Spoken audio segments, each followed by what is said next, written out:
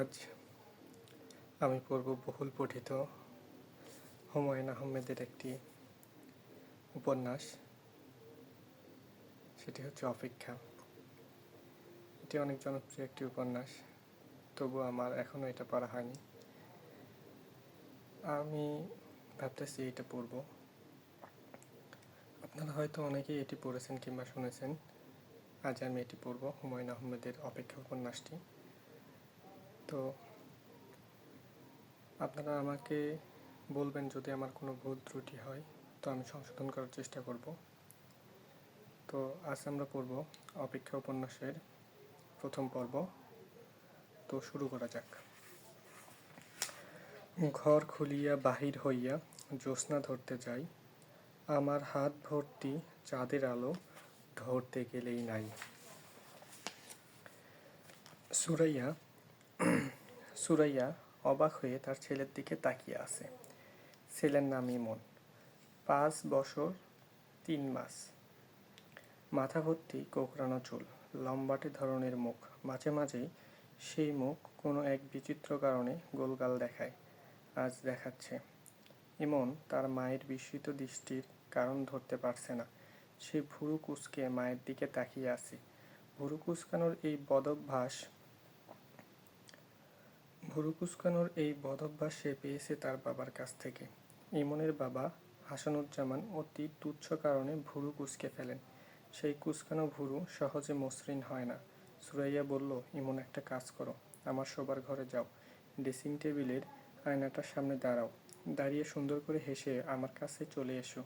ইমন বলল, কেন? আমি যেতে বলেছি, এই জন্য যাবে? সব কিছুতে কেন কেন করবে না? ইমন সরু গলায় বলল, সব কিছুতে কেন কেন করলে কি হয়? সুরাইয়া বিরক্ত গলায় বলল, খুব খারাপ হয়। বড়রা কোনো কথা বললে কেন কেন না বলে সেই কথা শুনতে হয়। তোমাকে আয়নার সামনে যেতে বলেছি, তুমি যাও। আয়নার সামনে দাঁড়িয়ে খুব সুন্দর করে হাসবে, মনে থাকে যেন। হাসলে কি হবে? হাসলে খুব মজার একটা ব্যাপার হবে। এমন আয়নার দিকে যাচ্ছে, খুব যে আগ্রহের সঙ্গে যাচ্ছে তা না। আয়নার সামনে দাঁড়িয়ে হাসলে মজার কিছু হবে বলে তার মনে হচ্ছে না। বড়রা যে প্রায়ই অর্থহীন কথা বলে, এই সত্য সে ধরতে শুরু করেছে। এমন আয়নার সামনে গেল, ঠোঁট টুপে ভুরু কুঁচকে নিজের দিকে তাকিয়ে রইল। মা হাসতে বলেছেন, না হাসলে মজার কিছু ঘটবে না। কাজেই সে সামান্য হাসল, এত সামান্য যে ঠোঁট পর্যন্ত ফাঁক হলো না। মজার কিছু ঘটল না, ঘটবে না তা সে জানত। বড়রা ছোটদের ভুলবার জন্য মিথ্যা কথাও বলে। এমন আয়নার সামনে থেকে সরে গেল, রওনা হলো তার দাদির ঘরের দিকে। মিথ্যা কথা বলায় মার কাছে তার এখন আর যেতে ইচ্ছা করছে না। সে ঠিক করলো মায়ের সামনে দিয়ে সে দাদির ঘরে যাবে, তবে মার দিকে ফিরে তাকাবে না। শুধু আয়নার সামনে দাঁড় করানো মার ওপর তার রাগ লাগছে। সুরাইয়া মিথ্যা কথা বলেনি। এমন যদি আয়নার সামনে দাঁড়িয়ে হাসতো, তাহলে সত্যি মজার একটা ব্যাপার ঘটতো। এমন দেখতে পেত তার সামনের পাটির একটা দাঁত পড়ে গেছে। সামান্য একটা দাঁত পড়ে যাবার জন্য তার চেহারাটা পাল্টে গেছে। তাকে চেনা যাচ্ছে না। সুরাইয়া আগ্রহ নিয়ে বারান্দায় অপেক্ষা করছে। এই বুঝি ছেলের বিকট চিৎকার শোনা যাবে, মা, আমার দাঁত পড়ে গেছে, মা, আমার দাঁত পড়ে গেছে। সেরকম কিছুই হলো না। ছেলেকে গম্ভীর ভঙ্গিতে বারান্দায় আসতে দেখা গেল। মার সামনে দিয়েই সে যাচ্ছে, অথচ সে তার দিকে ফিরে তাকাচ্ছে না। সুরাইয়া ডাকলো, এই বেটা, এই। এমন মায়ের ডাক সম্পূর্ণ অগ্রাহ্য করে ঢুকে গেল দাদির ঘরে। সুরাইয়ার মনটা খারাপ হয়ে গেল। এই ছেলে কি পুরোপুরি তার বাবার মতো হয়ে যাচ্ছে? রোবট মানব, কোনো কিছুতে কোনো আগ্রহ নেই, কৌতূহল নেই, বিস্মিত হওয়ার ক্ষমতা নেই। প্রথম দাঁত পড়া যে কোনো শিশুর জন্য বিরাট রোমাঞ্চকর অভিজ্ঞতা, অথচ এমন কেমন নির্বিকার। দাদির ঘরে ঢোকার আগে এমন তার ছোট চাচার ঘরে সামনে দাঁড়ালো। ছোট চাচাকে তার বেশ ভালো লাগে। ছোট চাচা বড় মানুষ হলেও বড়দের মতো না। ছোট চাচার ঘরের দরজা খোলা। তিনি ইমনকে দেখে ডাকলেন, এই যে মিস্টার স্ট্রংম্যান, শুনে যাও। ইমনের তখন আর ঘরে ঢুকতে ইচ্ছা করলো না। সে রওনা হলো দাদির ঘরের দিকে। ইমনের ছোট চাচা ফিরোজ ঘর থেকে বের হলো। সুরাইয়ার কাছে গিয়ে হাই তুলতে তুলতে বলল, ভাবি একটু চা খাওয়াও তো। ফিরোজের বেশ কদিন ধরে জ্বর চলছে, তার চোখ লাল, শেভ করেছে না বলে কোচা কোচা দাড়িতে তাকে ভয়ঙ্কর লাগছে। অসুখ বিসুখ তাকে খুব কাবু করে। এই কদিনের জ্বরে সে শুকিয়ে চিমসা হয়ে গেছে। সুরাইয়া বলল, তোমার জ্বরের কি অবস্থা কি? জ্বরের অবস্থা জানি না ভাবি, আমার জলবসন্ত হয়েছে বলে মনে হচ্ছে। শরীরে গোটা গোটা কি যেন উঠেছে। বলো কি, চিকেন পক্স হয়েছে? ফিরোজ হাসি মুখে বলল, হয়েছে, এবং আমি অত্যন্ত গুরুত্বপূর্ণ একটা সিদ্ধান্ত নিয়েছি, সেটাও জলবসন্তের মতোই ভয়াবহ। আমি MA পরীক্ষা দিচ্ছি না ভাবি। ড্রপ দিচ্ছ? ড্রপ না, পড়াশোনার পাঠ শেষ করে দিলাম। MA পাস বেকার শুনতে খুব খারাপ লাগে, BA পাস বেকার শুনতে ততটা খারাপ লাগে না। খানিক টাকা দিতে পারবে ভাবি? দিতে পারলে দাও। অসুখ নিয়ে কোথায় বের হবে? ফিরোজ গম্ভীর মুখে বলল, সব বন্ধুবান্ধবের বাসায় যাব, MA পরীক্ষা যে দিচ্ছি না এই খবরটা দেব, এবং জলবসন্তের জীবাণু ডিস্ট্রিবিউট করে আসব। ওরা বুঝবে কত ধানে কত চাল। ভাবি শোনো, চা যে আনবে শুধু liquor, no milk, no sugar. আচ্ছা থাক, চা লাগবে না। লাগবে না কেন? চা খাবো ভেবেই কেমন বমি বমি লাগছে। চায়ের বোতলে টাকা দাও। 100 না পারলে 50, 50 না পারলে 20। সুরাইয়া শান্ত গলায় বলল, টাকা আমি দিচ্ছি, তুমি আমার কথা শোনো। কোথাও বের হইও না, শুয়ে রেস্ট নাও। কয়েকদিন আগে জন্ডিস থেকে উঠেছো। ফিরোজ শোবার ঘরের দিকে চলে গেল। বিছানায় শুয়ে থাকার জন্য গেল না, কাপড় বদলানোর জন্য গেল। 4 দিন ঘরে থেকে তার দম বন্ধ হয়ে আসছে। নিঃশ্বাস ফেলার জন্য তাকে বাইরে যেতেই হবে। জলবসন্তের জীবাণু ডিস্ট্রিবিউটের ব্যাপারেও সে রসিকতা করছে না। সে আসলেই ঠিক করে রেখেছে সব বন্ধুবান্ধবের সঙ্গে দেখা করবে, যতদূর সম্ভব ঘষাঘষি করে আসবে। আকলিমা বেগমের ঘর থেকে তার এবং ইমনের হাসির শব্দ আসছে। ইমন হাসতে হাসতে প্রায় ভেঙে পড়ে যাচ্ছে, হেসকির মতো উঠছে। সুরাইয়া ভুরু কুঁচকে ফেলল। তার কোনো কথাই তো ছেলে এমন করে হাসে না। শ্বশুর শাশুড়ির ঘরে এমন কি ঘটল যে হাসতে হাসতে ছেলের হেসকি উঠে গেল? বাচ্চা কাচ্চাদের সঙ্গে পছন্দ করবে, বাচ্চারা বাচ্চাদের সঙ্গ পছন্দ করবে। 70 বছরের একজন বৃদ্ধার সঙ্গ তার এত পছন্দ হবে কেন? সুরাইয়ার সবচেয়ে যেখানে আপত্তি তা হচ্ছে ছেলে তার দাদির সঙ্গে থেকে গ্রাম্য কথা শিখে যাচ্ছে। আকলিমা বেগম বিশুদ্ধ নেত্রকোনার ভাষায় কথা বলেন। বিছুন আইনা বাও দে, অর্থাৎ পাখা এনে বাতাস করো। জাতীয় অদ্ভুত ভাষা। শিশুরা অদ্ভুত ভাষাটা সহজে গ্রহণ করে। ইমন এর মধ্যেই দাদির কাছ থেকে বিকট বিকট কিছু শব্দ শিখেছে। খুব স্বাভাবিকভাবে সে শব্দগুলি বলে, আর সুরাইয়া আতঙ্কে অস্থির হয়। এই তো কদিন আগে ইমন খুব স্বাভাবিকভাবে বলল, ব্যথা করছে। সুরাইয়া বলল, কোথায় ব্যথা করে? পেটে। ইমন বলল, পেটে না, তাহলে কোথায়? ইমন ভুরু কুঁচকে বলল, পুন্দে ব্যথা। সুরাইয়া হতভম্ব। পুন্দে ব্যথা মানে? এটা কোন ধরনের ভাষা? সুরাইয়া প্রায় কেঁদে ফেলার উপক্রম করল। এই ছেলে কী সব ভাষা শিখেছে? ইমন সরু চোখ করে মার দিকে তাকিয়ে আছে। তার কোথাও কোনো ব্যথা নেই। সে একটা নতুন শব্দ শিখেছে। মার উপর সে এই শব্দের প্রভাব লক্ষ্য করেছে। সে বুঝতে পারছে এর ভয়াবহতা। কাজেই এই শব্দ তাকে আরও ব্যবহার করতে হবে। সুরাইয়া শাশুড়িকে এই দিকে নিয়ে সব কিছু বলতে পারছে না। তিনি যদি স্থায়ীভাবে তাদের সঙ্গে থাকতেন তাহলে সুরাইয়া অবশ্যই বলতো। তিনি প্রতি বছর মাসখানেকের জন্য ছেলের কাছে থাকতে আসেন। সম্মানিত একজন অতিথিকে নিশ্চয়ই মুখের ওপর বলা যায় না, আপনি আমার ছেলেকে আজে বাজে ভাষা শেখাবেন না। তিনি যখন পান খেয়ে মেঝেতেই পিক ফেলেন, তখন তাকে বলা যাবে না, মা আপনি পানের পিক মেঝেতে না ফেলে বেসিনে ফেলবেন।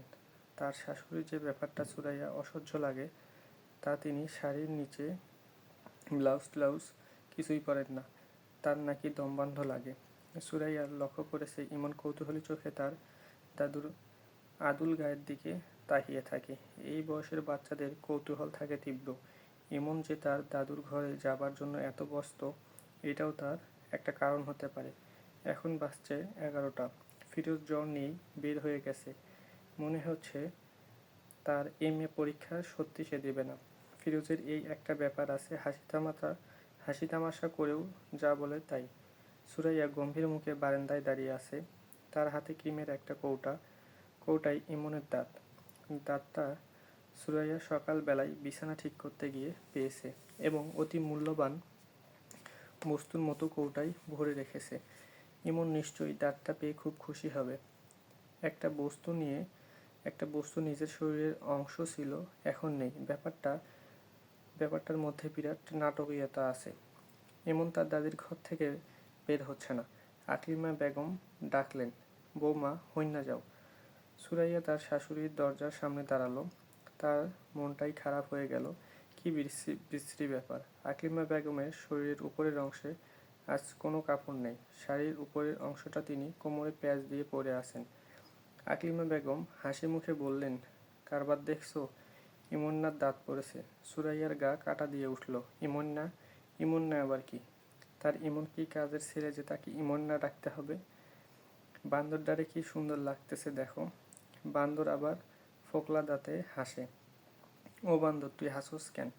ইমন্না বান্দর হাসে, ভ্যাকাইয়া হাসে। এমন কি হাসবে? আকলিমা বেগম হেসে কুটি হচ্ছেন। তিনি পা লম্বা করে মেঝেতে হেলান দিয়ে বসলেন। ইমন বসে আছে তার ছড়ানো পায়ের উপর। তিনি মাঝে মাঝে পা নাড়ছেন। ইমনের আনন্দ তাতেই উথলে উঠেছে। আকলিমা বেগম হাসি মুখে ছড়া কাটলেন। দাঁত পড়া, কুলি পড়া, মধ্যিখানে খাল, বুড়ি বেটি হাইজ্ঞাত হইছে 22 হাত লম্বা নাল। এইবার হাসার পালা ইমনের। এমন মজার ছড়া মনে হয় সে তার ইহজীবনে শোনেনি। সুরাইয়া কঠিন গলায় বলল, ইমন আস্তে। আকলিমা বেগম বললেন, থাক না, খেলতেছে খেলুক, তুমি তোমার কাম করো। ও ইমন্না, দাঁতের ফাঁক দিয়ে স্যাপ ফেল দেখি। ইমন দাঁতের ফাঁক দিয়ে পিস করে থুতু ফেলল। সেই থুতু পড়ল তার দাদির গায়ে। তিনি হেসে কুটি হচ্ছেন। তার নাতিও হেসে ভেঙে পড়েছে। আনন্দের আজ যেন বান ডেকেছে। সুরাইয়া তাকালো ছেলের দিকে। ছেলে চোখ বড় বড় করে মাকে দেখছে। সুরাইয়ার বুকের ভেতর হঠাৎ মোচড় দিয়ে উঠল। আহারে, ছেলেটা কি সুন্দর লাগছে। সত্যি সত্যি কাঁচা হলুদ গায়ের রং। সুরাইয়া নিজে এত ফর্সা না, তার বাবাও না। ছেলে এমন গায়ের রং পেল কোথায়? দাঁত পড়া ছেলের চেহারা আজ আরও সুন্দর হয়ে গেছে। দাঁত পড়া ছেলেটা অদ্ভুত মুখটায় ক্রমাগত চুমু খেতে ইচ্ছা করছে। শাশুড়ির পায়ের উপর থেকে ছেলেটাকে জোর করে ধরে নিয়ে এলে কেমন হয়? খুব ভালো হয়, কিন্তু সম্ভব না। সুরাইয়া চলে এলো। তার ইচ্ছা করছে ইমনের বাবার অফিসে একটা টেলিফোন করতে। টেলিফোন করাও সমস্যা। তাদের টেলিফোন নেই। বাড়িওয়ালার বাসা থেকে টেলিফোন করতে হয়। বাড়িওয়ালা বাসায় থাকলে কিছু বলেন না, কিন্তু তিনি বাসায় না থাকলে তার স্ত্রী খুব বাঁকাভাবে কিছু কথা শুনিয়ে দেয়। তাছাড়া কারণে অকারণে টেলিফোন করা ইমনের বাবা পছন্দ করে না। হাসানুজ্জামান অনেকবার বলেছে, এক্সট্রিম এমার্জেন্সি ছাড়া টেলিফোন করবে না। আমার টেবিলে টেলিফোন থাকে না, বড় সাহেবের টেবিলে টেলিফোন। উনার সামনে এসে কথা বলতে হয়। উনি মুখের দিকে তাকিয়ে থাকেন, খুব অস্বস্তি লাগে। টেলিফোনে ইমনের বাবার সঙ্গে কথা বলতে সুরাইয়ার খুব ভালো লাগে। তার গলাটা টেলিফোনে সম্পূর্ণ অন্যরকম শোনা যায়। খুব আন্তরিক লাগে। মনে হয় গম্ভীর ধরনের একজন মানুষ মায়া গলায় কথা বলছে। সুরাইয়া একটা ছেলে মানুষের স্বপ্ন হচ্ছে কোনো একদিন তাদের টেলিফোন আসবে এবং সে রোজ 1 ঘন্টা করে ইমনের বাবার সঙ্গে কথা বলবে। মানুষটা বিরক্ত হোক বা রাগ হোক, কিছুই আসে যায় না, সে কথা বলবেই। ছেলের দাঁত পড়ে যাওয়া নিশ্চয়ই কোনো এক্সট্রিম এমার্জেন্সি না। টেলিফোনে এই খবর দিলে ইমনের বাবা রেগে যাবার সম্ভাবনা। তবে রাগটা সে প্রকাশ করবে না। যত রাগই হোক, মায়া করে কথা বলবে। ফিরোজের জল বসন্ত, এটাও ফেলে দেবার মতো খবর। সে এমএ পরীক্ষা দেবে না, এটাও বলা যেতে পারে। অনেক কিছুই আছে বলার মতো। অবশ্যই আরেকটা গুরুত্বপূর্ণ খবর আছে। সেই খবরটা টেলিফোনে দেয়া যাবে না। সব খবর কি আর টেলিফোনে দেয়া যায়? সুরাইয়া টেলিফোন করা ঠিক করল। ভারী এবং রাগী গলায় এক ভদ্রলোক টেলিফোন ধরলেন। কাকে চাই?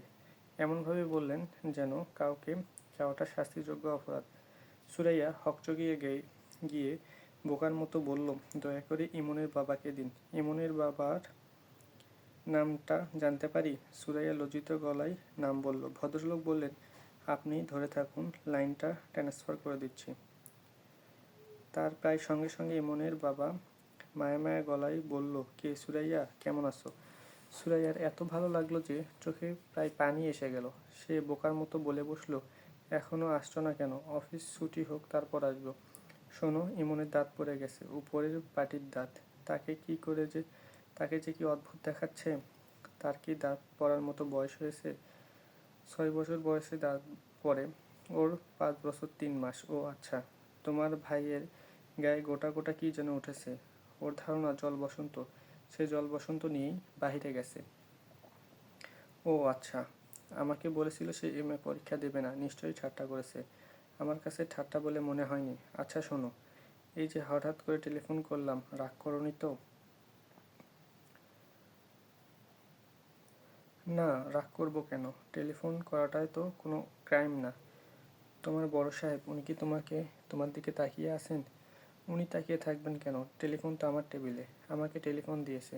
বলো কি, কবে দিয়েছে? গত সপ্তাহে। ডিরেক্ট লাইন না, পিবিএক্স লাইন।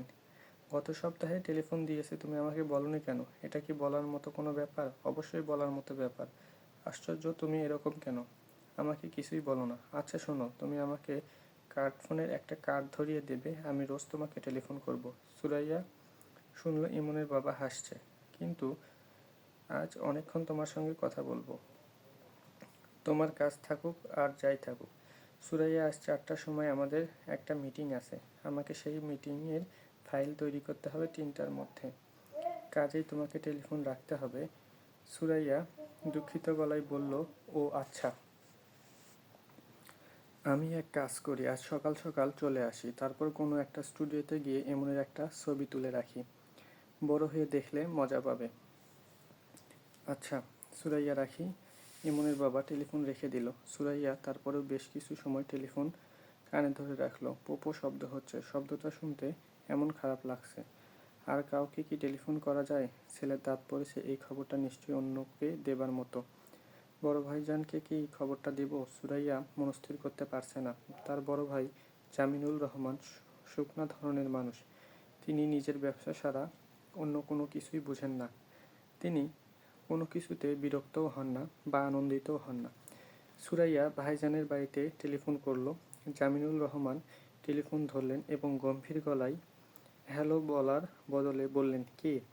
সুরাইয়া বলল, ভাইজান, আমি সুরাইয়া। কি ব্যাপার? না, কিছু না, এমনি খবর নেয়ার জন্য টেলিফোন করলাম। আপনারা ভালো আছেন? হ্যাঁ। ভাবি বলল, ভাবি ভাবি ভালো আছেন? হ্যাঁ। এমনের আজ একটা দাঁত পড়েছে। ও আচ্ছা, মিতুর কি দাঁত পড়েছে? মিতুর বয়স তো এমনের কাছাকাছি।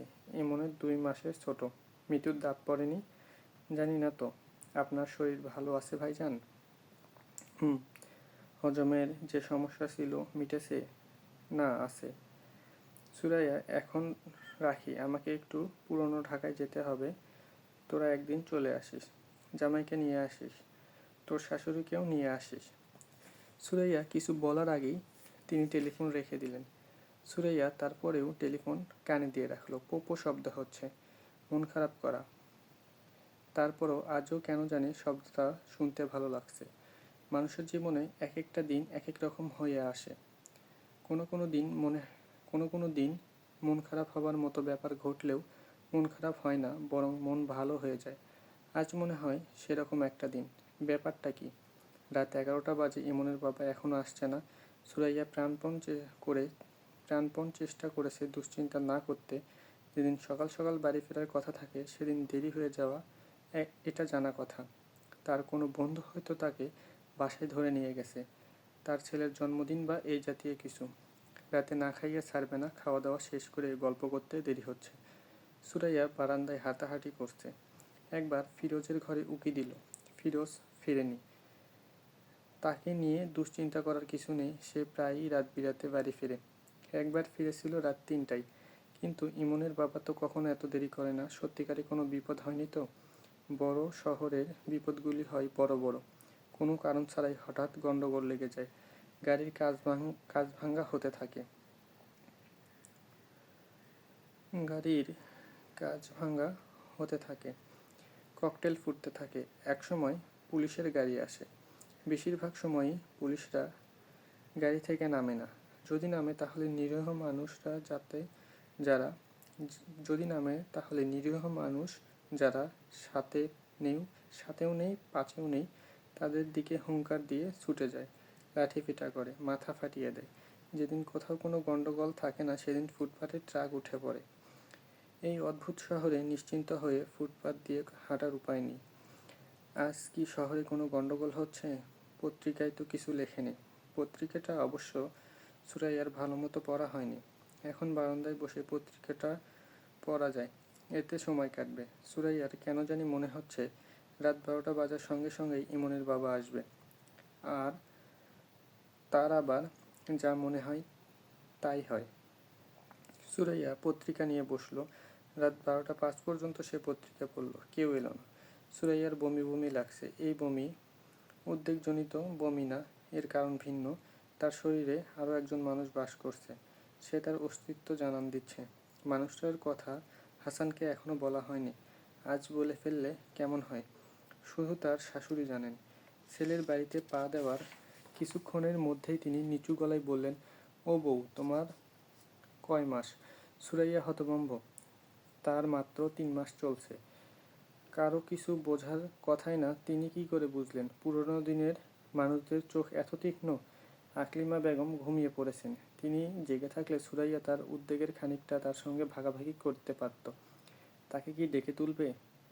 না, আরও আধা ঘন্টা যাক। তাকে না জাগানোটাই ভালো। তিনি জেগে গেলে ঝামেলা করেন, কান্নাকাটিও করতে পারেন। এই বয়সে মানুষের মাথা ঠিক থাকে না। আকলিমা বেগমের মাথা একটু মনে হয় বেশি রকমের বেঠিক। তিনি রাতে ভাত না খেয়েই ঘুমিয়ে পড়েন। রাত 1টা 1:30টার দিকে জেগে ওঠেন।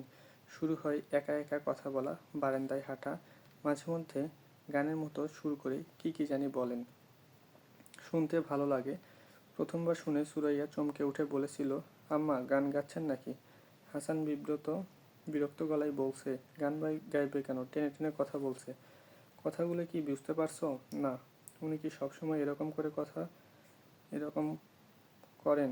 উনি কি সবসময় এরকম করেন? না, আজই করছেন, প্রায়ই করেন।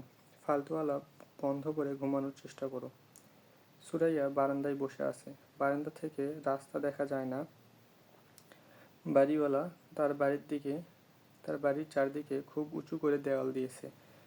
দেয়ালে আবার সুচালো লোহার শিক বসানো, যেন চোর দেয়াল টপকে ঢুকতে না পারে। গেট আছে, গেটে দারোয়ান নেই। সব ভাড়াটের কাছে একটা করে চাবি দেওয়া। রাত বিরেতে কেউ ফিরলে চাবি দিয়ে গেট খুলে ঢুকতে হবে। 3তলা বাড়ির 1তলায় 2জন ভাড়াটে থাকেন। তিনতলায়ও 2জন ভাড়াটে। 2তলায় সবটা নিয়ে থাকেন বাড়িওয়ালা। এদের কারোর সঙ্গেই সুরাইয়ার কোনো যোগ নেই। যোগ থাকলে ভালো হতো। আজ এই বিপদের সময় এদের কাছে ছুটে যাওয়া যেত। বিপদে তারা কি করতো না করতো সেটা পরের কথা। সুরাইয়ার পাশের ডান দিকের ফ্ল্যাটে থাকেন আব্দুল মজিদ সাহেব। বেটে খাটো মানুষ, গাট্টা গাট্টা চেহারা, মুখে সব সময় পান। সকালে যখন ব্রিফকেস হাতে বের হন তখন তার ভুরভুর করে জর্দার গন্ধ পাওয়া যায়। সুরাইয়ার সঙ্গে দেখা হলে থমকে দাঁড়ান, অকারণে গলা খাকারি দেন। তার চোখের দৃষ্টি গা বেয়ে নামতে থাকে। ভয়ঙ্কর ব্যাপার। সুরাইয়ার কয়েকবার ইচ্ছা করেছে বলে, আপনি এইভাবে তাকান কেন? এভাবে তাকাবেন না। আমি নিতান্তই ভদ্র মেয়ে বলে কিছু বলছি না। কোনো একদিন কঠিন কোনো মেয়ের পাল্লায় পড়বেন, সে উলের কাঁটা দিয়ে আপনার চোখ গেলে দেবে। বিপদ যত বড়ই হোক আব্দুল মজিদ সাহেবের কাছে যাওয়া যাবে না।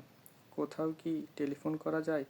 বাড়িওয়ালা সকাল সকাল ঘুমিয়ে পড়লেও তাদের ছোট মেয়েটা এবার এসএসসি পরীক্ষা দিচ্ছে। বলতে গেলে প্রায় সারা রাত জেগে পড়ে। দরজায় ধাক্কা দিলেই সে দরজা খুলে দেবে। কোথায় টেলিফোন করবে? ভাইজানের বাড়িতে? তাকে কি বলবে? ভাইজান 10টার ভিতর ঘুমিয়ে পড়েন। একবার ঘুমিয়ে পড়লে তাকে জাগানো নিষেধ। ভয়ঙ্কর বিপদ এই কথা বললে তাকে হয়তো ডেকে দিবে। তিনি সব শুনে হাই তুলতে তুলতে বলবেন, এত রাতে কোথায় খোঁজ করবি? সকাল হোক। তাছাড়া পুরুষ মানুষ, এরা 1-2 রাত বাহিরে থাকবেই। অফিসে কি কেউ রাত পর্যন্ত খোলা থাকে? হাসপাতালে অ্যাক্সিডেন্ট করে কেউ হাসপাতালে ভর্তি হয়েছে কি না জানতে চাওয়া। নাম হাসানুজ্জামান, বয়স 32, পরনের চেক ফুল শার্ট, খয়েরি প্যান্ট, পায়ে স্যান্ডেল, চোখে কালো ফ্রেমের চশমা, গায়ের রং ফর্সা, দেখতে সুন্দর, হালকা পাতলা। টেলিফোনে তার গলার স্বর খুব মিষ্টি। সুরাইয়া চমকে উঠল। সিসি, সে কী সব ভাবছে? হাসপাতালের কথা মনে আসছে কেন? মানুষটা হাসপাতালে কেন যাবে? কুচিন্তা মনে আসা ঠিক না। যে চিন্তা মনে আসে তাই হয়। ভালো কোনো চিন্তা আনতে হবে, সুন্দর কোনো চিন্তা। বৌমা, বারান্দায় বসে আছো কেন? সুরাইয়া উঠে দাঁড়ালো। আকলিমা বেগমের ঘুম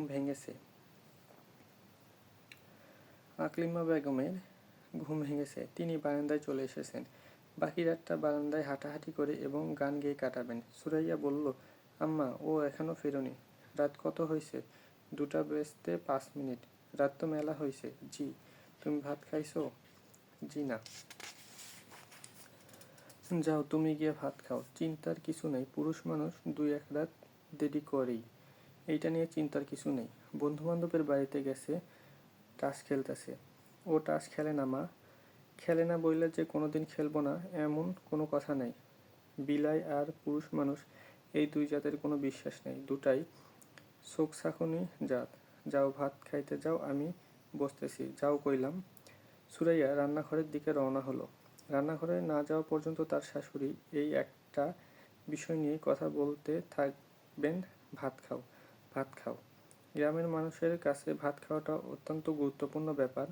এমনকি রাতে খাওয়ানোর পর সুরাইয়ার প্রচণ্ড ক্ষুধা পেয়েছিল। খিদের যন্ত্রণায় নাড়ি পাক দিচ্ছিল। এখন একেবারেই খিদে নেই, বরং বমি বমি ভাব হচ্ছে। 1 গ্লাস লেবুর শরবত বানানো যায়। ঘরে আর কিছু থাকুক না থাকুক লেবু আছে। ইমনের বাবা লেবু ছাড়া ভাত খেতে পারে না, গরম ভাত ছাড়া খেতে পারে না। পাতে যখন ভাত দেওয়া হবে তখন সেই ভাতে ফ্যান মাখা থাকবে। পাতে যখন ভাত দেওয়া হবে সেই ভাতে ফ্যান মাখা থাকতে হবে। ফ্যান ভাত থেকে ধোঁয়া উঠতে হবে। এমন গরম ভাত মানুষ কপ কপ করে কীভাবে খায় কে জানে। সুরাইয়া চুলা ধরালো।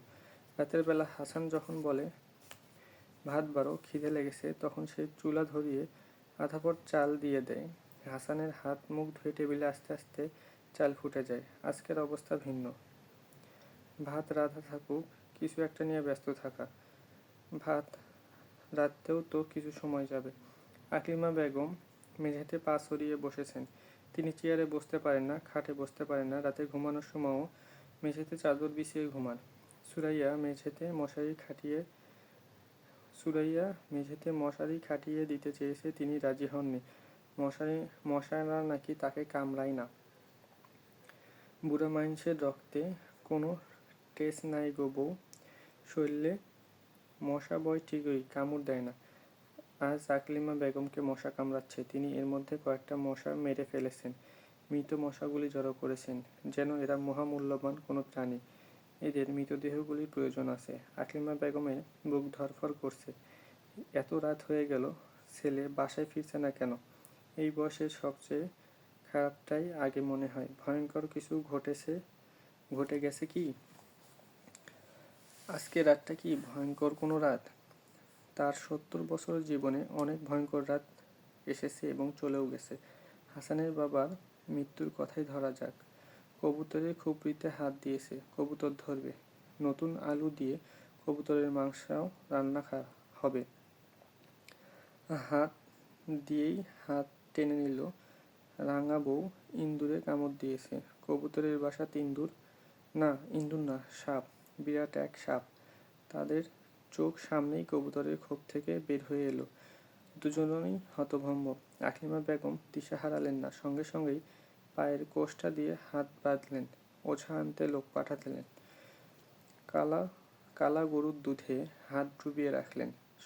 সাদা বর্ণের দুধ যদি কালচে হয়ে যায় তাহলে বুঝতে হবে জীবনের আশা নেই, দুধ কালচে হলো না। আকলিমা বেগম আশায় আশায় বুক বাঁধলেন। ওঝা এসে পড়ল দুপুরের মধ্যে। ঘণ্টাখানেক ঝাড়ফুঁকের পর বাঁধন খোলা হলো। মানুষটা শান্তির নিঃশ্বাস ফেলে বলল, হাত জইলা যাইতেছিল, এখন ব্যথা কমছে। পানি খাবো বউ, পানি দাও। পানি আনা হলো। পানির গ্লাস হাতে নিয়ে মুখে দেবার আগেই লোকটা মারা গেল। এইসব কথা আকলিমা বেগম মনে করতে চায় না, তবুও মাঝে মধ্যেই মনে পড়ে। লোকটা পানি খেয়ে মরতে পারল না, ভরা গ্লাস নিয়েই ধরফর করে মরে গেল। এই দুঃখ কম কি? জগতের কোনো দুঃখই কম না। ছোট দুঃখ বড় দুঃখ সব দুঃখই সমান। আজ তার জন্য কি দুঃখ অপেক্ষা করছে কে জানে। মন শক্ত করে রাখতে হবে। বাচ্চা বউটার দিকে তাকিয়ে মন শক্ত করতে হবে। বাচ্চা মানুষ, দুঃখ পেয়ে অভ্যাস নেই। বউটাকে ভুলিয়ে ভালিয়ে রাত পার করতে হবে। দিনের বেলা যে কোনো কষ্টই সহনীয় মনে হয়, রাতে ভিন্ন ব্যাপার। কিছু কিছু রাতকে এজন্যই বলে কাল রাত। কালো দিন বলে কিছু নেই। এটাও আশ্চর্য ব্যাপার, তিনি তার দীর্ঘ জীবনের অভিজ্ঞতায় দেখেছেন, নরম মেয়েগুলি কঠিন বিপ্লব সামাল দিতে পারে, শক্ত মেয়েগুলি পারে না, চিত হয়ে পড়ে যায়। এই শক্তের জন্য একটা গ্রামে নাম আছে, চিৎশক্ত। আম্মা, চা নেন। আকলিমা বেগম চায়ের কাপ হাতে নিলেন। শহরে এলে তার চা খাবার রোগে ধরে। বউটা এত ভয়ঙ্কর সময়েও চা বানিয়েছে, এটা ভালো লক্ষণ। মন শক্ত আছে, আসল বিপদ সামাল দিতে পারবে। বৌমা, বাজে কয়টা? 2:25। রাত কাটাতে বেশি দিরং নাই। তুমি ভাত খাইছো? তুমি ভাত খাও নাই, মিছা কথা বলছো। মুরব্বীদের সাথে মিছা কথা বলা ঠিক না। যাই হোক, চেয়ার টান দিয়ে আমার সামনে বও, তোমার লগে আলাপ আছে। সুরাইয়া চেয়ার টেনে বসল। কেন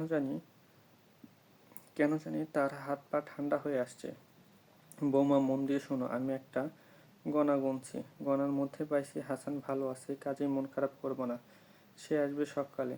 কি গণা গুনেছেন সেইটা তুমি বুঝবা না। আমি পুরানকালের মানুষ, আমি অনেক গণা জানি। আকলিমা বেগম কোনো গণা জানেন না। বাচ্চা মেয়েটার মন শান্ত করার জন্য কিছু মিথ্যা কথা বলা। এই মিথ্যা কথা তার জন্য পাপ হচ্ছে, আবার মেয়েটার মন শান্ত করাই পুণ্য হচ্ছে। পাপ পুণ্যের কাটাকাটি হয়ে সমান সমান। ইমন জেগেছে, কাঁদছে, তাকে বাথরুম করাতে হবে। সুরাইয়া ছেলের কাছে গেল। আকলিমা বেগম আরাম করে চায়ের কাপে চুমুক দিচ্ছেন। ছেলে ফিরছে না, এই দুশ্চিন্তা এখনও তার মাথায় নেই। গনার ব্যাপারে যা বলছেন তা সর্বজ্ঞ মিথ্যা। বাচ্চা মেয়েটাকে শান্ত করার জন্যই বলা। বউটা তাকে দেখতে না পারলেও তিনি তাকে খুবই পছন্দ করেন। মেয়েটার মনে দরদ আছে, স্বামীর জন্য সে খুব ব্যস্ত। আকলিমা বেগমের ঘুম পাচ্ছে, তিনি বারান্দা থেকে উঠলেন। কিছুক্ষণ ঘুমালেও কাজে আসবে। সকালে কোন ভয়ঙ্কর সংবাদ এসে উপস্থিত হয় কে জানে। ইমন বাথরুম করলো, পানি খেলো, সব কিছুই ঘুমের মধ্যে। সুরাইয়া তাকে বিছানায় শুইয়ে দিল। ঘুমের মধ্যে সে বিড়বিড় করে কথা বলছে, আবার মাঝে মাঝে দাঁত কটকট করছে। পেটে কৃমি হয়েছে কি না। যেভাবে চিনি খায়, পেটে কৃমি হওয়া বিচিত্র নয়। সুরাইয়া ক্লান্ত গলায় ডাকলো, ও বাবু, ও বাবু। ইমন ঘুমের মধ্যেই বলল, কি, তোমার বাবা এখনো আসছে না কেন গো বাবু? ও, আমার খুব অস্থির লাগছে গো সোনা। ইমন আবারও বলল, ও। আর তখনই বারান্দায় রাখা পানির বালতি থেকে পায়ে পানি ঢালা শব্দ হলো। এই শব্দ সুরাইয়ার পরিচিত শব্দ। ইমনের বাবা বাইরে থেকে এলেই প্রথমে যে কাজটা করে, বালতি থেকে পানি নিয়ে পায়ে ঢালে। তার জন্য বালতি ভর্তি পানি এবং একটা মগ বারান্দায় রাখা থাকে। সুরাইয়ার শরীর ঝিমঝিম করছে, ছুটে গিয়ে যে দেখবে সেই শক্তিও তার নেই। বারান্দায় যেতে ভয় লাগছে। গিয়ে যদি দেখে সে না, ইমনের দাদি নামাজের অজু করছেন। রাত বিরাতে অজু করার অভ্যাস, নামাজের জন্য অজু করবেন, তারপর নামাজ পড়তে ভুলে যাবেন। সুরাইয়া উঠল, বারান্দায় এসে দাঁড়ালো। ইমনের বাবা না, ফিরোজ বালতি থেকে পানি নিয়ে পায়ে ঢালছে। ফিরোজ বলল, কি হয়েছে ভাবি, এভাবে তাকিয়ে আছো কেন? সুরাইয়া জবাব দিতে পারল না, তার মাথা ঘুরে উঠল। সে হাত বাড়িয়ে দেয়াল ধরার চেষ্টা করলো, ধরতে পারল না। ফিরোজ ছুটে এসে ধরে ফেলার আগেই মেঝেতে পড়ে গেল। এখানে শেষ হলো মেম সাহেব উপন্যাসের প্রথম পর্ব। আমার এই প্রথম পর্বটা পড়ার মধ্যে আমি নিজেই ঠিক মতো পড়তে পারি নাই। আপনারা এটা ক্ষমাসুন্দর দৃষ্টিতে দেখবেন, পরবর্তীতে কীভাবে ভালো করতে পারি সেই পরামর্শটাও দিয়ে যাবেন। খুব তাড়াতাড়ি আপনাদের মাঝে দ্বিতীয় পর্বটা নিয়ে উপস্থিত হব। ততক্ষণ আপনারা সবাই সুস্থ থাকবেন, ভালো থাকবেন। আজকে এখানকার মতো এখানেই বিদায়।